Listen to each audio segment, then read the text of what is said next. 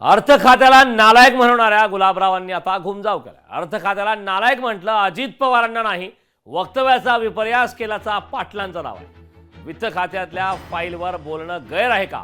गुलाबराव पाटील यांनी केलेल्या वक्तव्यावर आता सारवासारव केल्याचं पाहायला मिळतंय। गुलाबराव पाटील यांनी एका कार्यक्रमादरम्यान या प्रकारचं वक्तव्य केलं होतं। अर्थ खातं नालायक असं त्यांनी म्हटलं होतं। मात्र आता अर्थ खात्याला नालायक म्हणणाऱ्या गुलाबराव पाटील यांनी घुमजाव केलाय।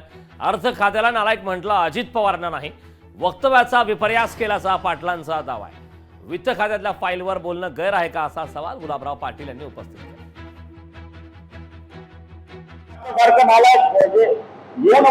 माझ्या तोंडात आमची फाईल काय 10 वेळेस गेली अर्थ खात्यात, 10 वेळेस।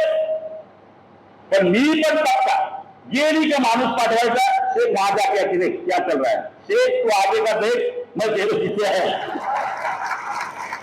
तिथे जाऊन कंटिन्यू आमची फाईल निगेटिव्ह होण्याची, कंटिन्यू आमची फाईल निगेटिव्ह होण्याची।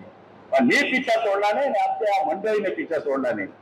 जर हे 5-7 लोक माझ्या मागे राहिले नसते तर कदाचित मी कामाच्या व्यापामध्ये दुर्लक्ष केलं असतं। वित्त खात्यामध्ये आमची फाईल गेली आणि ती 4-5 वेळेस वापस आली, याचा अर्थ जे झालंय ते बोलणं उचित नाही का? जे बोललोय मी ते बोललोय। याचा अर्थ मंत्र्यांवर मी टीका केली किंवा अजितदादांवर टीका केली, हा जो विपर्यास तुम्ही करतात आणि दाखवतात हीच बाब चुकीची आहे। जे मी बोललो ते स्पष्टपणे सांगितलेलं आहे आणि ते डोळ्यांनी पाहिलंय। याचा अर्थ उपमुख्यमंत्र्यांवर मी टीका केली, त्यांच्यावर टीका केली, हे जे रोज दाखवलं जात आहे हे हॅमरिंगच चुकीचे आहे। जे वित्त खात्यामध्ये प्रवास झाला ते मांडणं माझं काम आहे आणि स्पष्ट वक्ता सुखी भव जे बोललोय मी ते बोललोय। लोकशाही मराठी ऐका, पहा, जागरूक रहा।